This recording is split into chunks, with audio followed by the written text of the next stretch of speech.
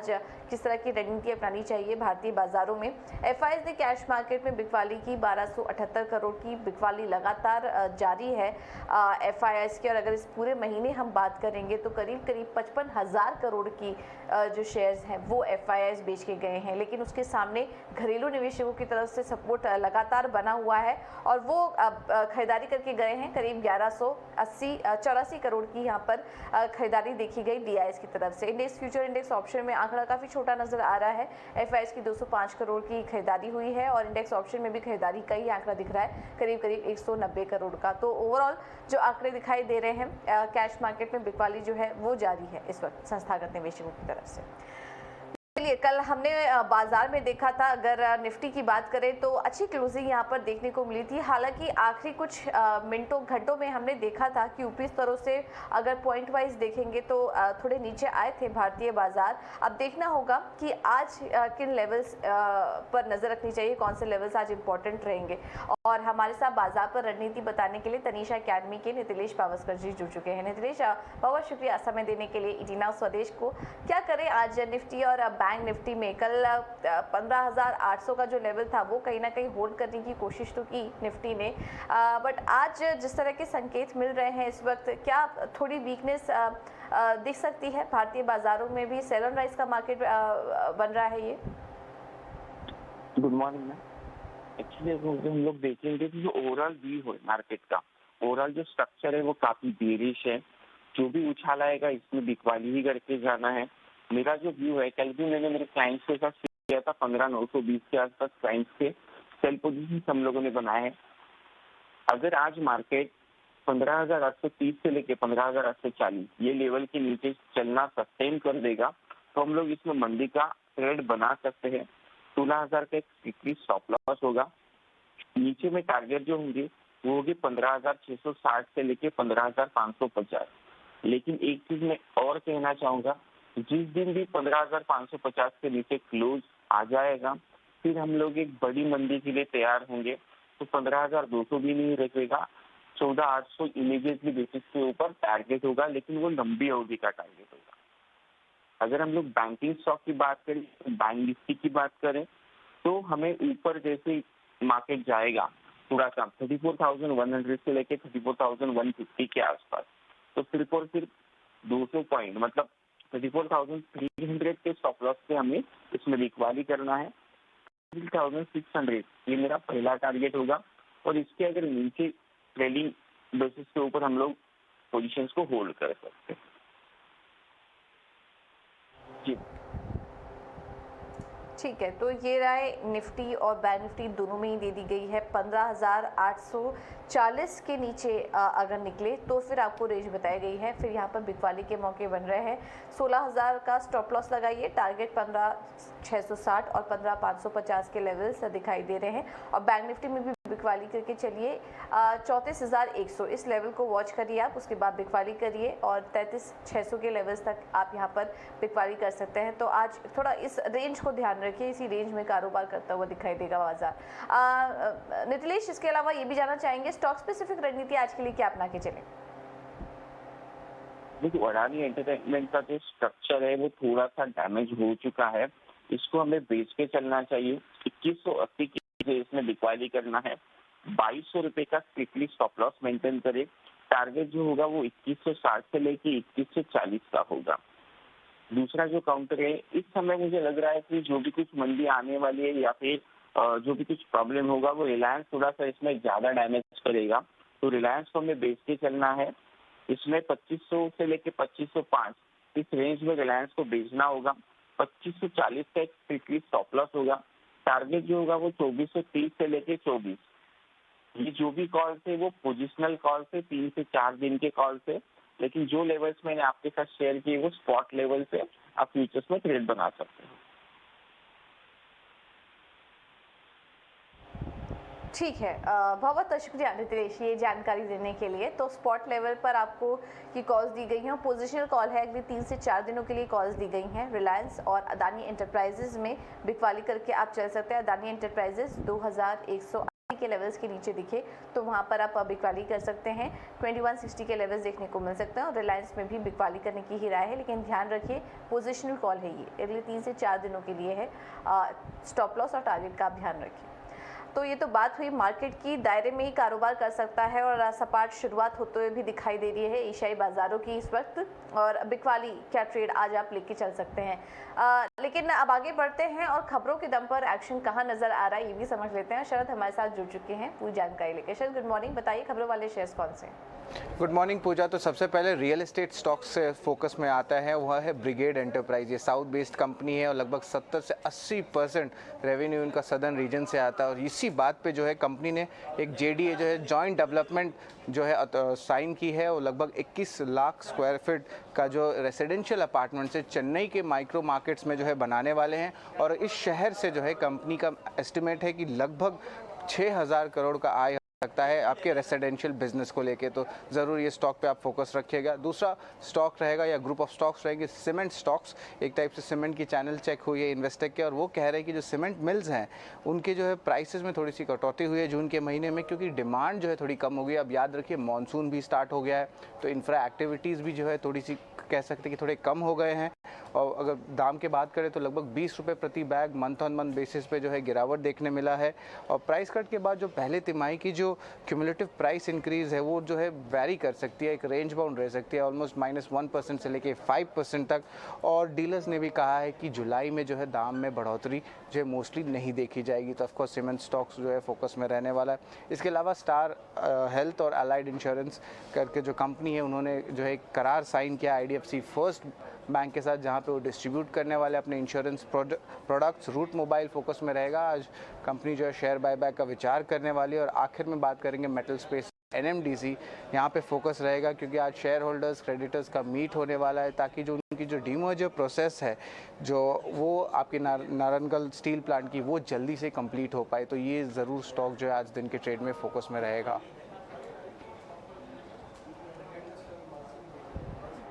Alright, बहुत बहुत शुक्रिया शरद ये सारी जानकारी देने के लिए। तो काफ़ी सारी अहम खबरें आई हैं और ट्रिगर्स हैं जिन पर कि आपको नज़र रखनी है। NMDC पर आज नज़र रखिए। आज शेयर होल्डर्स और क्रेडिटर्स की बैठक होगी डिमर्जर के प्रस्ताव पर चर्चा करने के लिए। कंपनी नगरनार स्टील प्लांट का डिमर्जर करने की योजना बना रही है तो उस पर आज ये बैठक होने वाली है। इसके अलावा रूट मोबाइल पर भी नज़र रखिए, बायबैक के प्रस्ताव को लेकर चर्चा होगी। Star health insurance, UltraTech cement जैसी तमाम सीमेंट कंपनियां भी फोकस में रहेंगी और ब्रिगेड एंटरप्राइजेस भी आज फोकस में रहेगा। काफ़ी पॉजिटिव कमेंट्स यहाँ पर ब्रिगेड एंटरप्राइजेस की तरफ से निकल कर आ रहे हैं चेन्नई के प्रोजेक्ट को लेकर। तो आज यहाँ पर भी आज आप नज़र रखिए। अब आगे बढ़ते हैं और बात करते हैं ब्रोकरेज हाउस की रिपोर्ट्स की। कौन कौन सी रिपोर्ट्स आई हैं ये भी समझ लेते हैं। वामाक्षी हमारे साथ जुड़ चुकी हैं पूरी जानकारी के साथ। वामाक्षी गुड मॉर्निंग, बताइए कौन कौन सी ब्रोकरेज हाउस की रिपोर्ट्स आई हैं आज? वेल गुड मॉर्निंग पूजा। शुरुआत करते हैं हम सन फार्मा से। तो मॉर्गन स्टैनली ने सन फार्मा पर ओवरवेट की राय बरकरार रखी, लक्ष्य रखा 1032 प्रति शेयर का। सन फार्मा अप्रैल 21 के पीक से करीब 12% करेक्ट हुआ है और वो अच्छी ग्रोथ नज़र आ रही है कंपनी को आगे चलते हुए और ये ग्रोथ लार्जली उनके स्पेशलिटी बिजनेस से आने की उम्मीद है। वेनलिवी के लिए जो प्रिस्क्रिप्शन ट्रेंड्स है वो भी काफ़ी स्टेबल नज़र आ रहे हैं और करंट लेवल्स पर वैल्यूएशंस रीजनेबल आ रही है और इसी के चलते मॉर्गन स्टैनली ने सन फार्मा पर ओवरवेट की राय बरकरार रखी। इसके अलावा आप फोकस करिएगा कैंपस फुटवेयर पर। तो CLSA ने इनिशिएट की है कवरेज ये स्टॉक पर आउट परफॉर्म की राय के साथ और लक्ष्य रखा है 370 प्रति शेयर का। कैंपस एक्टिव वेयर एक लीडर है स्पोर्ट्स और एथलीजर फुटवेयर में। मैन्युफैक्चरिंग और डिस्ट्रीब्यूशन में मजबूती के चलते कैंपस ये लीडिंग पोजीशन है और CLSA का मानना है कि रेवेन्यू 3 गुना और EBITDA 4 गुना हो सकता है FY21 से लेकर FY24 तक। इसके अलावा CLSA ने वोल्टास पर बिकवाली की राय दी है और लक्ष्य रखा है 930 प्रति शेयर का। FY22 के एनुअल रिपोर्ट में कंपनी ने कहा है कि रिटर्न्स कमजोर रहे हैं, हालांकि कैश फ्लो जनरेशन काफ़ी स्टेबल नजर आया है। AC मार्केट में मार्केट शेयर लॉस हुआ है पर डिस्ट्रीब्यूशन में अभी भी मजबूती जारी है। वोल्टास बेको के नंबर्स काफ़ी एनकरेजिंग नजर आ रहे हैं पर प्रोजेक्ट सेगमेंट में काफ़ी अनसर्टनिटीज़ के कारण CLSA ने वोल्टास पर बिकवाली की राय दी। इसके अलावा JP मॉर्गन ने जोमैटो पर अपनी राय दी है। उन्होंने ओवरवेट की राय को बरकरार रखा और लक्ष्य रखा 115 प्रति शेयर का। ब्लिंकिट के एक्विजिशन स्ट्रैटेजिकली अट्रैक्टिव नजर आ रहा है और इसी के चलते उन्होंने उनके FY23 24 और 25 के रेवेन्यू अनुमान को बढ़ाया है। सिटी ने बजाज ऑटो पर बिकवाली की राय बरकरार रखी, लक्ष्य रखा 3004 प्रति शेयर का। बजाज ऑटो के बोर्ड ने बायबैक को मंजूरी दी है कल, और बजाज का केपेक्स हालांकि काफ़ी लो रहा है। बजाज ऑटो की डिविडेंड पॉलिसी काफ़ी वेल स्ट्रक्चर नज़र आ रही है। कंपनी ने कुछ मार्केट शेयर गंवाया है डोमेस्टिक बाइक सेगमेंट में, और कुछ एक्सपोर्ट मार्केट्स में कुछ चुनौतियां नज़र आ रही है सिटी को, और इसी के चलते उन्होंने बजाज ऑटो पर बिकवाली की राय को बरकरार रखा। आखिर में फोकस करिएगा M&M पर। यहाँ पे CLSA ने खरीदारी की राय दी है और लक्ष्य रखा है 1356 प्रति शेयर का। कल कंपनी ने स्कॉर्पियो एन लॉन्च किया था, और इसी के चलते CLSA का मानना है कि स्कॉर्पियो एन SUV लाइनअप को बूस्ट करेगा और मार्केट शेयर्स भी गेन करने में मदद करेगा। स्कॉर्पियो एन के एडवांस फीचर्स ऑफर करते हैं कम दाम पे, और काफ़ी फर्दर इम्प्रूवमेंट के लिए रूम नज़र आ रहा है अगर वॉल्यूम्स के फ्रंट पे, अगर चिप सप्लाई सिचुएशन है वो ईज होता हुआ अगर नज़र आए, तो इसी के चलते CLSA ने M&M पर खरीदारी की राय दी है।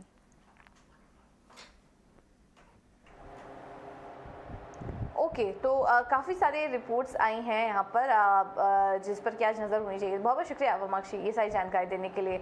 M&M पर CLSA की रिपोर्ट आई है, जो नई कंपनी ने SUV लॉन्च की है स्कॉर्पियो एन के नाम से।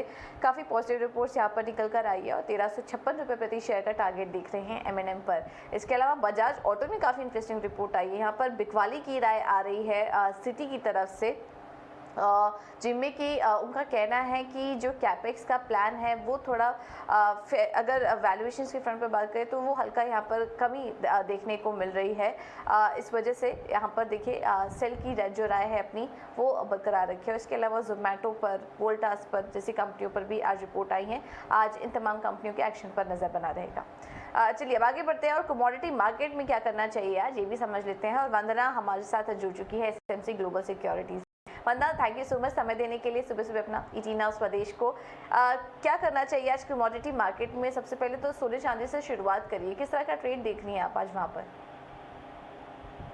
और सोने चांदी में कल बहुत आई थी, मुझे लग रहा है कि आज के दिन में आना चाहिए। काफी साल के बाद लग रहा है कि एक यहाँ पे है।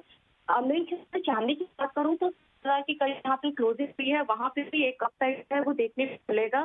और गोल्ड में भी लग रहा है कि अगर 10,700 के करीब ये आती है कमोडिटी एक बार फिर से, तो एक बार करना चाहिए ऊपर की तरफ। मुझे लग रहा है कि 51,100 51,200 ये काफी बढ़िया डिस्टेंस है।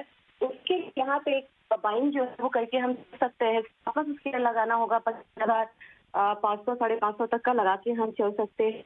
और मुझे लग रहा है कि ग्रेजुअली यहाँ से बहुत ज्यादा शार्प प्राइस नहीं है, लेकिन एक कह सकते हैं कि हल्का हल्का हिलाता हुआ हम यहाँ पे देख सकते हैं। क्योंकि 160 के नीचे आ गया है, ये 105 पर ट्रेड हो रहा था, उससे यहाँ पे नजर आ रही है।